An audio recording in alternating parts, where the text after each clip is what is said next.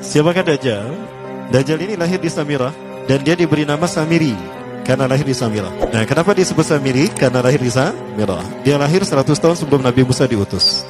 Dan Allah Subhanahu wa taala memberikan kelebihan kepadanya. Yang pertama, dia diberikan umur panjang. Ya, yang zura umru ila yamsah ila akhir zaman. Ya, dia ditangguhkan ajalnya sampai akhir zaman. Yang kedua, dia memiliki kecerdasan di atas akal jenius rata-rata umat manusia. Jadi sejenius apapun umat manusia yang normal, dia 60 tahun di atasnya. Sehingga penemuan-penemuannya, kecanggihan berpikirnya, kedewasaannya jauh di atas manusia. Rata-rata manusia normal. Yang ketiga, dia memiliki kemampuan sihir yang luar biasa.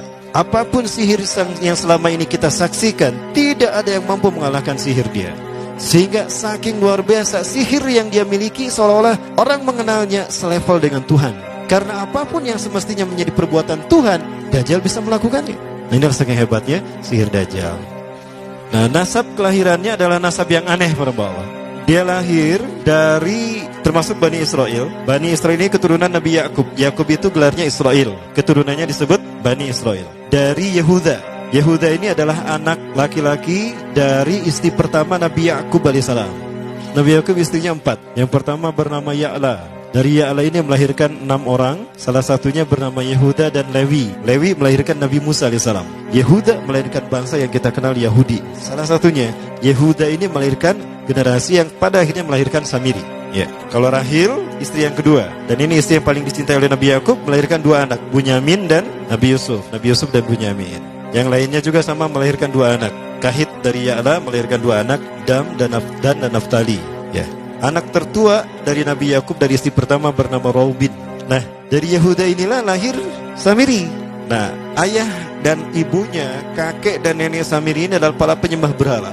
Karena Samirah saat itu terkenal penyembah berhala. Ayahnya ini lahir dari proses perzinahan adik dan kakak, incest. Adik dan kakak berzina, lahir ayahnya. Adik dan kakak berzina, lahir ibunya. Jadi ayah dan ibunya ini lahir dari proses yang haram. Dan ketika ibunya menstruasi, disetubuhi sama ayahnya. Jadi itu peluangnya dari 2000 persetubuhan dalam keadaan menstruasi, 1 bisa jadi. Karena menurut penelitian medis juga, bahwa darah kotor tidak menghalangi terjadinya fertilisasi, tidak menghalangi terjadinya reproduksi manusia. Jadi tetap pembuahan ovum oleh sperma bisa terjadi walaupun ada dalam medium darah kotor, menstruasi. Nah, ketika itulah hamil dan lahirlah Samiri. Rasulullah SAW menyebutkan dalam Musnad Imam Ahmad, ayah dan ibu Dajjal ini melewati perkawinannya selama 30 tahun tanpa melahirkan seorang anak pun. Dan di tahun ke-30 pernikahannya melahirkan Dajjal, melahirkan Samiri. Kelahirannya ini akan menjadi petaka bagi kedua orang tuanya. Dia adalah orang yang paling sedikit manfaatnya dan paling banyak keburukannya bagi manusia, terutama bagi kedua orang tuanya. Bahkan ketika dia lahir, alam semesta menolak kelahirannya. Dordar gelap, hujan badai, petir. Itu terjadi di malam di mana Samiri dilahirkan. Seolah-olah alam menolak kehadirannya. Nah, sejak lahir sampai usia 5 tahun, dia tidak netek sama ibunya. Kebayang, 5 tahun air susu ASI tidak ditetekkan. Itu yang menyebabkan terjadinya kanker payudara. Maka ibunya pun meninggal gara-gara kanker payudara ini. Nah, ibunya meninggal gara-gara itu. Terbukti apa yang disampaikan Rasulullah. Kelahirannya menjadi petaka bagi kedua orang tuanya. Begitu pula ayahnya, maka ayahnya menjadi single parent. Nah, kemudian di tahun yang kelima, sejak lahir sampai 5 tahun, kenapa dia menetek pada ibunya? Karena kerjanya tidur melulu. Disebut mati, dia bernafas dan cuma berdetak. Disebut hidup, dia tidak bergerak.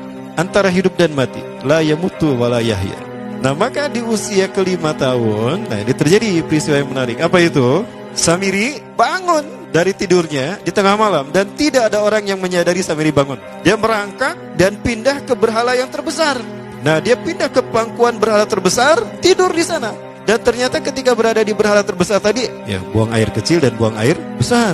Besoknya itu adalah hari pemujaan kepada dewa-dewa mereka, bangsa Samirah. Apa yang terjadi? Ketika terjadi ritual pemujaan tadi, maka sang raja yang dipertuhankan oleh kaumnya mencium sesuatu yang tidak enak.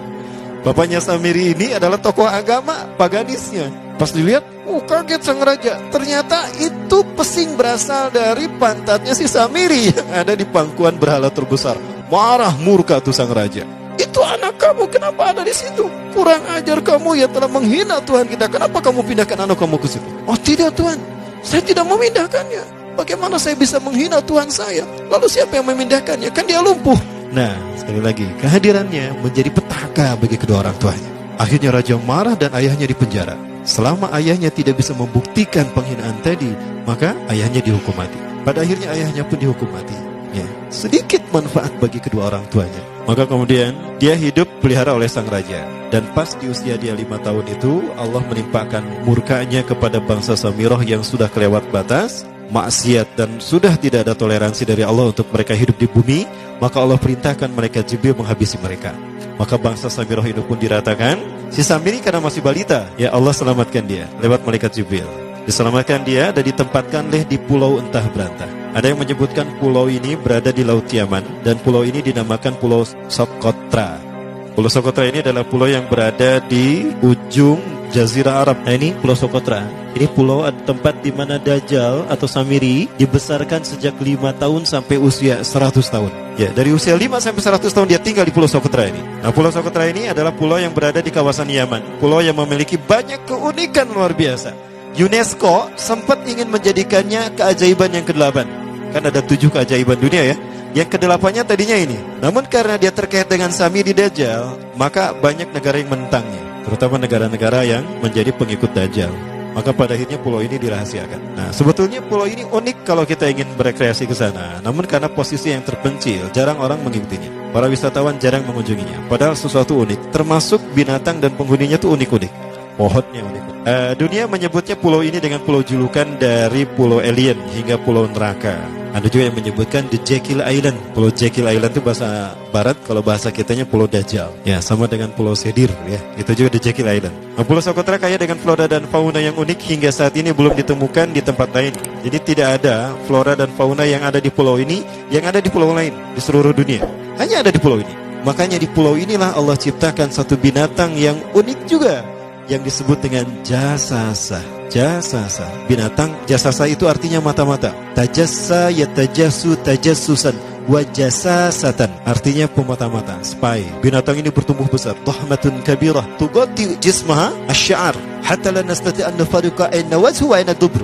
Tubuhnya besar, dipenuhi dengan bulu, sehingga saking penuhnya bulu kita tidak bisa membedakan mana dubur mana wajah. Yang menghadap itulah wajah. Baik, karena itu pulau ini pernah dilesarkan sebagai salah satu dari 7 keajaiban dunia yang baru ya. Nah, baik, ini contohnya nih. Saya perlihatkan keajaiban dan keunikan. Ini adalah padang pasir di Pulau Socotra.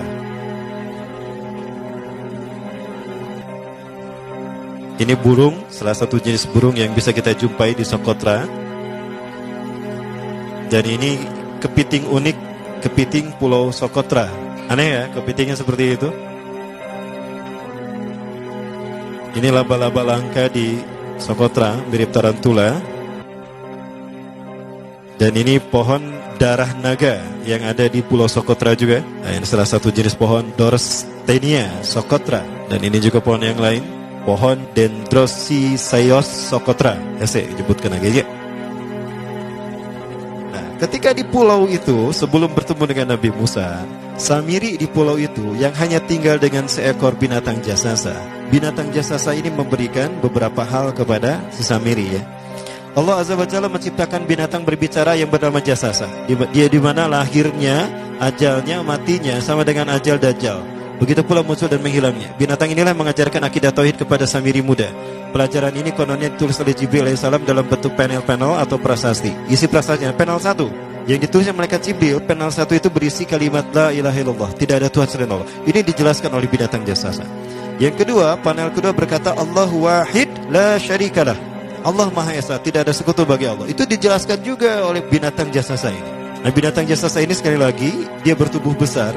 Kategorinya adalah kelasnya itu mamalia, genusnya mamalia. Cuma saya tidak tahu nama spesiesnya apa. Pada tahun 2017, akhir dari bulan Agustus di Filipina ditemukan binatang seperti ini. Ciri-ciri binatang ini nyaris sempurna seperti ciri-ciri binatang jasasa yang disebutkan Rasulullah terkait dengan binatang yang memata-matai Dajjal. Tubuhnya penuh dengan bulu. Ini disebutkan dalam surat An-Naml ayat ke-82. Ya, binatang ini seperti ini dan dia tidak pernah jauh dari laut karena dia selalu ingin membasahi tubuhnya dan dia pun makan dari makanan ikan laut. Maka dia tidak pernah jauh dari pantai. Seperti ini. Nah, binatang inilah yang mengajarkan prasasti mengajarkan akidah tauhid kepada Samiri muda. Yang ketiga, engkau diurus oleh Jibril. Karena itu janganlah engkau mengkhianati janjimu dengan Allah. Hanya engkau saja di pulau ini. Panel yang kelima, makanlah dan nikmatilah makanan minuman yang menjadi rizki dari Allah sesuai kehendakmu. Tidurlah sesukamu, tapi sembahlah Allah dalam berbagai keadaanmu dengan tasbih keesaan Allah kepadanya, yaitu dengan melaksanakan solat yang diwajibkan kepadamu. Allah lah sang raja, Allah yang Maha Esa. Dia tidak berayah dan tidak pula mempunyai anak. Allah Tuhan Tuhan yang maha besar dan maha agung. Dialah yang maha raja. Ada 7 panel. Panel yang ke-7 bercerita tentang Nabi Muhammad. Panel yang ke-6 itu bercerita tentang nabi-nabi. Dan khusus panel yang ke-7 cerita tentang Nabi Muhammad. Jadi Dajjal sudah tahu, Samiri sudah tahu bahwa akan diutus Nabi Muhammad di akhir zaman. Dan itu Nabi yang terbaik. Makanya dia iri. Nah, selesai panel ini disampaikan, maka binatang sejasa berkata, wahai Samiri, saksikanlah aku telah menunaikan innani qad fa'altu ma umirtu min rabbi. Demi Allah, saksikan aku sudah menunaikan apa yang diperintahkan padaku, kata binatang jasasa. Maka sekarang adalah perintah terakhir, yaitu pertanyaan dariku untukmu. Hal tu'minu billah, apakah kau beriman pada Allah? Wa bima unzila ilaih, dan dari apa yang diturunkan kepada nabi-nabinya, kepada Jibril maksudnya. Famadal jawab ya Samiri, apa jawabanmu hai Samiri? Samiri tidak menjawabnya. Lama ditunggu-tunggu, Samiri tidak menjawabnya. Sehingga binatang ini pun pergi dengan menjerit dengan jeritan yang membuat Samiri ini pekak telinganya. 2 kali lagi datang lagi kembali kepada Samiri dan berkata binatang jasasah, ya Samiri, famadal jawab? Hal tu'minu billah, in tu'minu billah fatakunu mu'minan a'jaba imanika ila yaumil qiyamah. Jika kau beriman kepada Allah, maka sungguh kau akan menjadi mukmin yang menakjubkan imannya. Inna ajalaka ukhirat ila akhir zaman. Sesungguhnya ajalmu ditangguhkan sampai akhir zaman. Jika kau beriman pada Allah, engkau akan menjadi mukmin yang menakjubkan. Fa in lam tu'min billah, tapi jika engkau tidak beriman kepada Allah, wa bima unzila ilaih, dan apapun yang diturunkan pada Jibril, innaka minal mal'unina ila yaumil qiyamah, dan kau terkutuk sampai hari kiamat nanti. Tidak juga dijawab. Pergi lagi binatang jasasah tadi sambil memekikkan suara yang pekikan yang keras. Yang ketiga kali yang terakhir dia bertanya kembali. Dan apa jawaban Samiri? Hei jasasah binatang buruk rupa, lihat di pulau ini tidak ada siapapun kecuali engkau dan aku. Dan yakinilah kalau panel ini bukan tentang Allah yang di langit sana, tapi yang disebut Allah itu saya. Hei jasasah, akulah Allah itu. Oh, dia menjerit dengan jeritan yang makin keras. Sampai si Samiri pun menutup kedua telinganya. Sejak saat itulah binatang itu pergi dan berkata, Innaka dajjal, innaka dajjal, innaka dajjal. Engkau adalah pendusta, engkau adalah pendusta. Pendusta sampai hilang suaranya. Di saat itulah Samiri mendapatkan gelar Dajjal. Jadi siapa nama asli Dajjal? Samiri. Dajjal artinya Al-Kazab, pendusta, bukan singkatan kali. Baik, nah sejak saat itulah Samiri keluar dari pulau itu dan dia sudah menyandang gelar Dajjal, pendusta, karena dia mengaku Tuhan. Baik, Iwabillah, jangan salah, Dajjal kecerdasan yang mampu melakukan cloning dan mampu melakukan berbagai macam riset dan eksperimen. Hatta eksperimen yang mengilhami film Hook itu Dajjal bisa melakukan. Bahkan ketika orang membayangkan kendaraan tercanggih itu pesawat terbang, Dajjal sudah mampu membuat piring terbang dengan kecerdasannya. Ya. Rasulullah menyebutkan kendaraan Dajjal itu dia bisa terbang, kata Rasulullah. Dan kecepatan terbangnya 5 km per sekon. 1 detik 5 km. Hanya dengan berkedip-kedip dia berkeliling dunia. Ya. Kecepatan ini diambil dari hadis Rasulullah. Berapa kecepatannya Rasulullah ketika dia terbang di muka bumi? Ya, kendaraan yang dia gunakan itu kecepatan terbangnya seperti awan yang ditiup angin, kata Rasulullah. Dan awan rata-rata ditiup angin itu 5 km per sekon. Dan jarak dari satu telinga ke telinganya, artinya setengah diameter atau diameter kepalanya, keledai yang dia gunakan, Rasul menyebutnya keledai, itu arba'una zira, 40 hasta, 27 meter. Diameternya itu 27 meter. Keledai macam apa yang jarak dari satu telinga ke telinganya 27 meter? Kalau bukan piring terbang. Ini bisa 24 meter kan? 27 meter, bisa tidak? Bisa, dan kecepatannya pun sama. Dan pernah meninggalkan jejak Cop Circle di Yogyakarta. Nah, Cop Circle itu adalah jejak UFO yang menjadi isyarat instruksi bagi para pelaku konspirasi dunia. Siapa? Para kalangan Illuminati.